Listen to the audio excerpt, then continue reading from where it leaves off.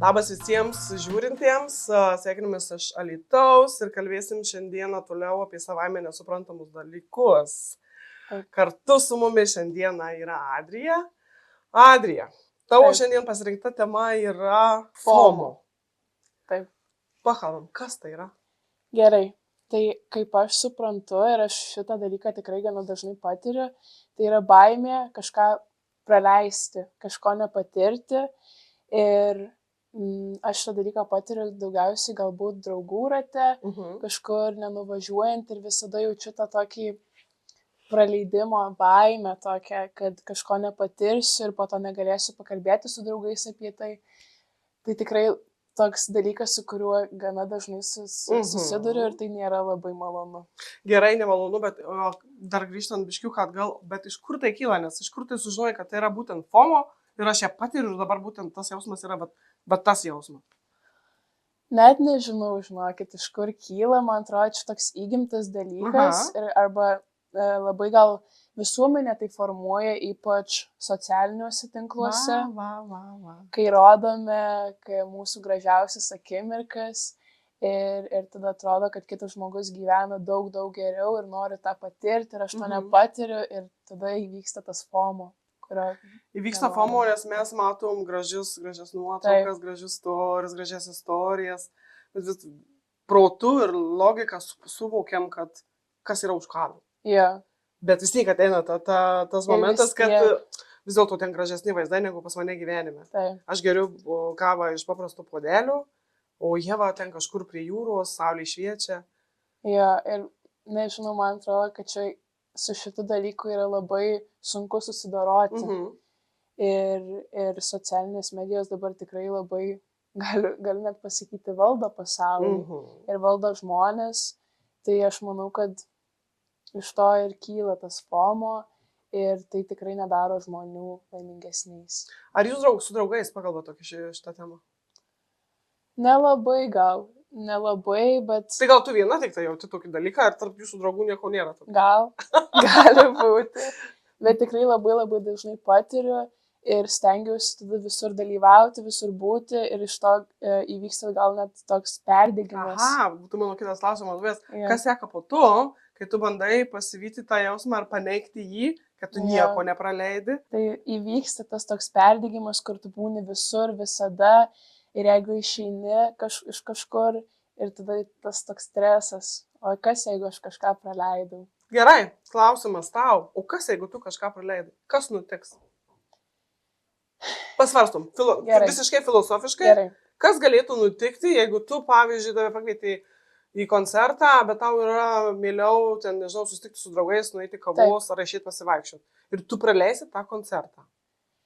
Tai aš manau, bent jau kaip aš suprantu, aš praleisiu labai geras emocijas ir galbūt kažkas nutiks neįtikėtino ir kur mano draugai tada galės apie tai kalbėti metus ir aš negalėsiu jiems pritarti ir būsiu praleidus tą dalyką. Tai ir tada bandai persiplėšti, būti visur, kur tik įmanoma. Bet žiūrėk, tu esi vienas vienetas ir tuo momentu nusprendai būti su draugais, eiti pasivaikščioti, gerti kavą, išgirsti istorijas, gauti kitas geras emocijas ir išgirsti ten kažkokią kitą istoriją žmonių, kurie keliavo, patyrė, ir tu pritarė, arba tave kažkur net pakvies dalyvauti kažkokiam renginyje. Tai aš manau, kad kaip ir viskas yra jau sudėliota, ką mes turime patirti, tą mes ir patiriame. Tai net šiaip nežinau, kodėl būtent tas jausmas, bet gal tai, kad norime patirti kuo daugiau ir gauti kuo daugiau visokių pasiūlymų, emocijų, tai iš to ir kyla šitas dalykas. Tai gal kyla tas dalykas iš to, kad tu pati esi labai žingeidi ir labai nori daug sužinoti dalykų? Aš manau ir tai labai daug prisideda. Tikrai esu gana aktyvi ir noriu viską patirti, kuo daugiau emocijų ir patirties išsinešti iš kiekvienos veiklos. Tai aš manau, kad tikrai tai irgi prisideda. O ką galima nuveikti ir patirti Alytuje, kaip galvoji?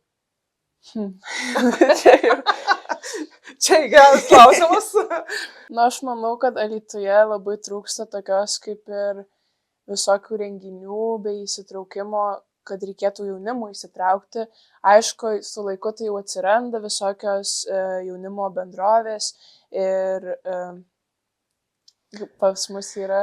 Viskas gerai, tu kalbi, ko trūksta, pasakyk, kas yra gero, kas yra gero Alytuje ir kodėl verta čia būti, kad ką gali jaunimas, kad jaustųsi, kad praleido, jeigu nebuvo Alytuje nuėjęs. Tikriausiai nėra tokio dalyko.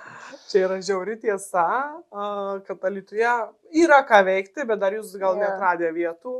Ir aš labai linkiu atrasti ir kai ką tu ir sakei, kad miestas yra, gamta yra, bet žmonės kuria miestą, tai tikiuosi, kad jauni žmonės kurs tą miestą ir prisidės prie to. O dabar pabaigai, ką praleidai, filmuodamas, kad esi čia, ką praleidai?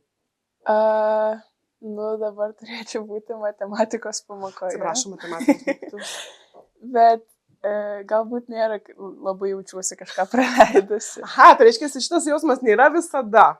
Tai aš manau, kad čia yra susijęs su smagiais dalykais, kurie atneša gerą emociją. O knygos nelabai atneša gerą emociją. Tai aš labai linkiu išlikti sąmoningai ir suprasti, kad buvimas vienoje vietoje irgi gali duoti tą gerą jausmą.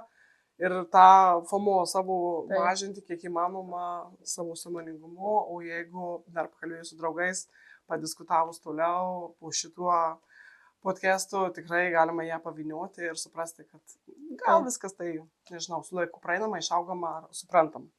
Ačiū, Adrija, tau. Ačiū jums. Ačiū žiūrėjusiems, iki kitų savaime nesuprantamų susitikimų.